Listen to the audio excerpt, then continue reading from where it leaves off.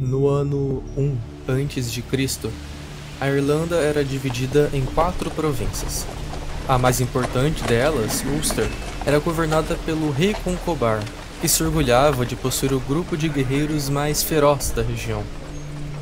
Certo dia, o famoso grupo de guerreiros do rei se encontrava rondando o castelo principal da província, Emuin Machai, onde o rei e sua família habitavam, e viam, enquanto andavam pelas ruas que circundavam a construção, diversos homens carregando carroças, mulheres jogadas ao chão com seus filhos ao colo, e idosos escorados nas paredes e murmurando palavras inteligíveis.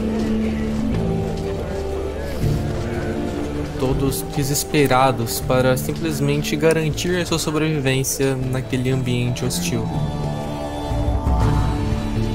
A principal guerreira do grupo, Dectiri, comandante do exército e irmã do rei, enquanto caminhava com seus guerreiros, vislumbrou um bando de aves que se alimentavam das ervas da planície que se estendia além dos muros do castelo.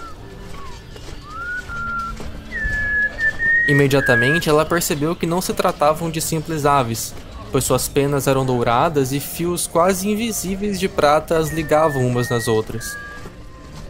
Com tal visão celestial diante de seus olhos, a guerreira não conseguiu pensar em outra possibilidade, senão perseguir aquelas aves com bigas de guerra, que eram levadas por serviçais na parte mais longínqua do comboio.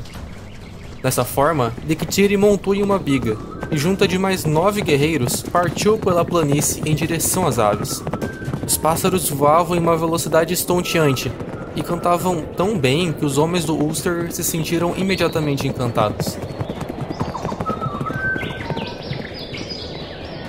A perseguição durou horas e parecia não ter fim. Neve passou a cair dos céus e se acumulava pelo chão até então verdejante, dificultando a movimentação dos carros de guerra. O entardecer se aproximava, e os guerreiros procuravam por um abrigo que os protegesse durante a noite. Felizmente, avistaram ao longe, no topo de uma colina, uma pequena cabana, e foram para lá imediatamente, desistindo da caçada.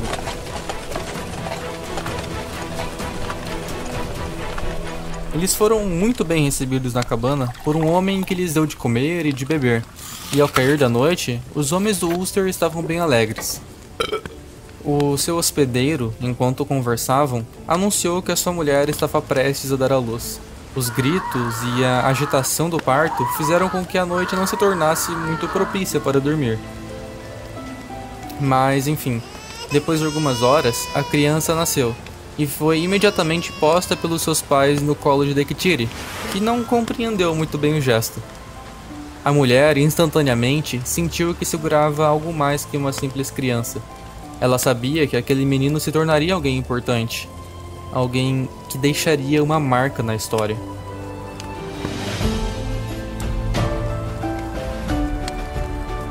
A mulher adormeceu com a criança em seus braços, e na manhã seguinte, todos despertaram e se chocaram, pois viram apenas isso, o menino no colo da sua capitã.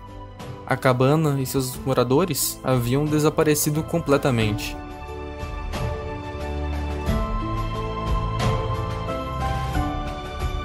Eles regressaram então a Emuin Machai, onde a criança cresceu e foi educada como um verdadeiro príncipe. Seu nome, entretanto, era desconhecido por todos até então, já que a sua mãe adotiva, Dectiri, dizia ser algo que apenas os deuses iriam revelar. Certo dia, o sono da guerreira foi interrompido pelo sonho de um homem em uma casa fantasma. Ele lhe disse que seu nome era Lugh, deus dos feiticeiros e símbolo da luz, e que ela era agora portadora de seu filho, e ele revelou que o menino iria se chamar Curlan. Desde o nascimento, a criança possuía uma força física normal, que o diferenciava imediatamente de todas as outras crianças que habitavam o castelo.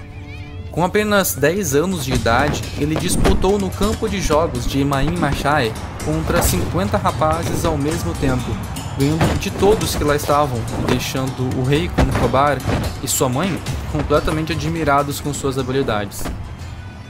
Bem, a sua vida continuou, e apesar de todos os problemas pessoais que ele enfrentava, chegou à idade adulta já com renome e destaque na região, devido a pequenos feitos que realizara e aos exércitos que comandara nas guerras de seu tio. Tal província era constantemente assolada por guerras,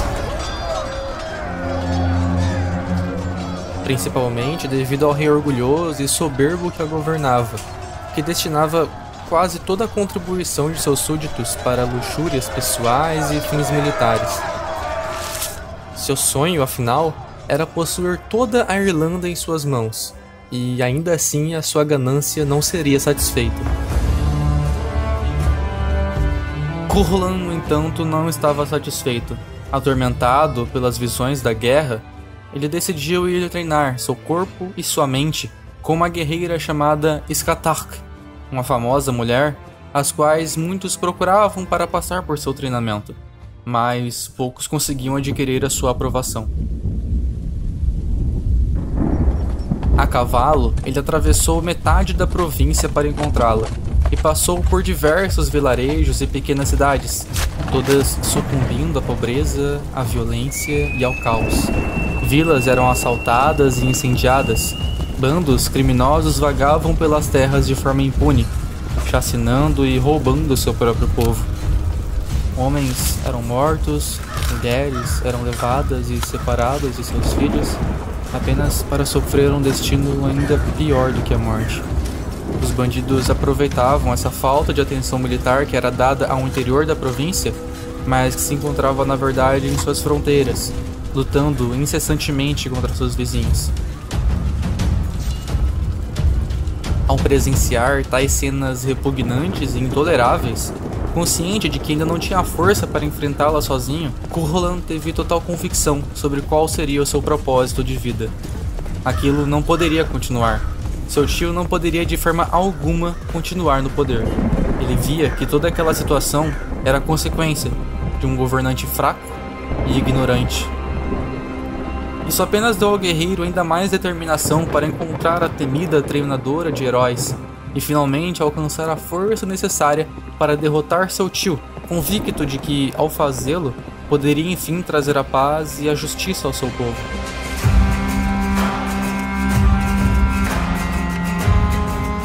Cuchulainn, para chegar à casa da treinadora, precisou atravessar a planície da Má Sorte, uma terra desolada e sem vida, da qual todos se afastavam e temiam, conhecedores das terríveis lendas que circundavam o local.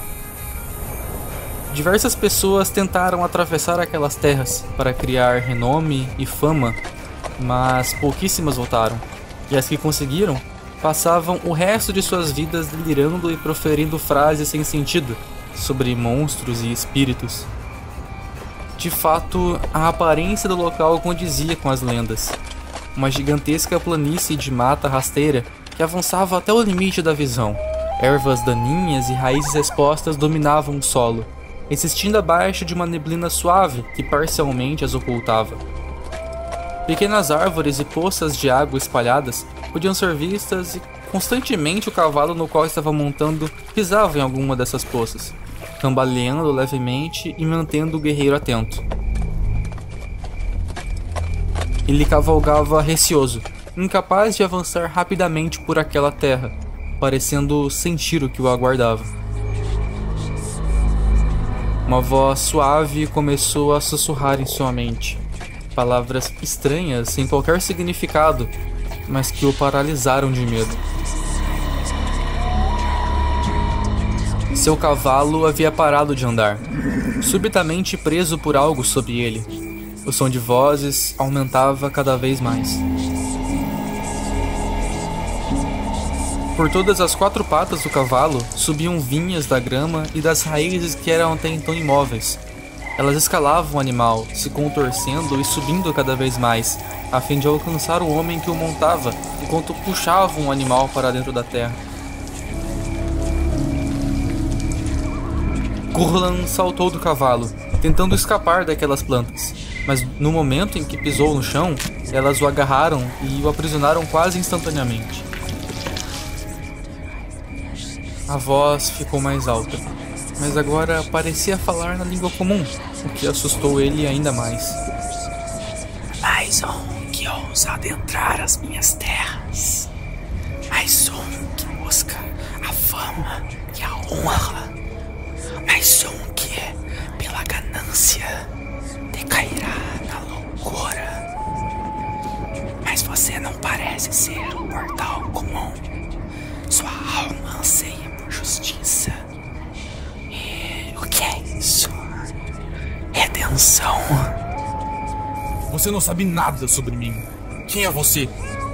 Eu sei sobre tudo e sobre todos que respiram sobre esses campos. Eu sou chamado de muitas coisas. Loucura, medo, aquele que alimenta, aquele que desnutre.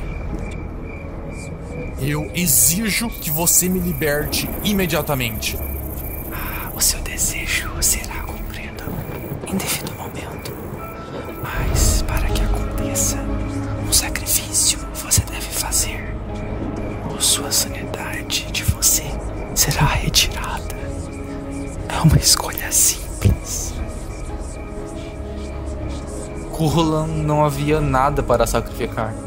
Não trazia objetos pessoais, armas ou sequer armadura em sua jornada. Era apenas ele e o seu cavalo. O espírito parecia ler a sua mente e riu, sabendo qual seria o sacrifício. Você está disposto.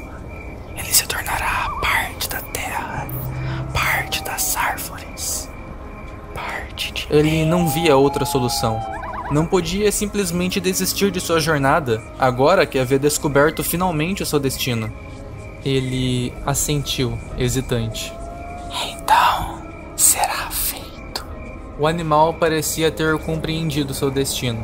Sabia que o guerreiro que o havia montado até então tinha uma missão vital a cumprir, e que o seu próprio destino já estava fadado a ser aquele. Ele aceitou a sua própria jornada e foi puxado para os confins da terra. Nada sentiu fisicamente, mas seu espírito parecia independente para ir onde ele desejasse. Ele estava, afinal, livre. Curlan encarou a cena com olhos raivosos, revoltados com aquela situação em que se encontrava. Finalmente, ele se viu livre daquelas plantas que o amarravam e saiu em disparada pelo campo, tropeçando, rolando, mas nunca parando. Isso, corra. Isso não é nada perto do que você irá enfrentar, filho de deuses. Quando o derradeiro momento chegar, seu sacrifício será recompensado.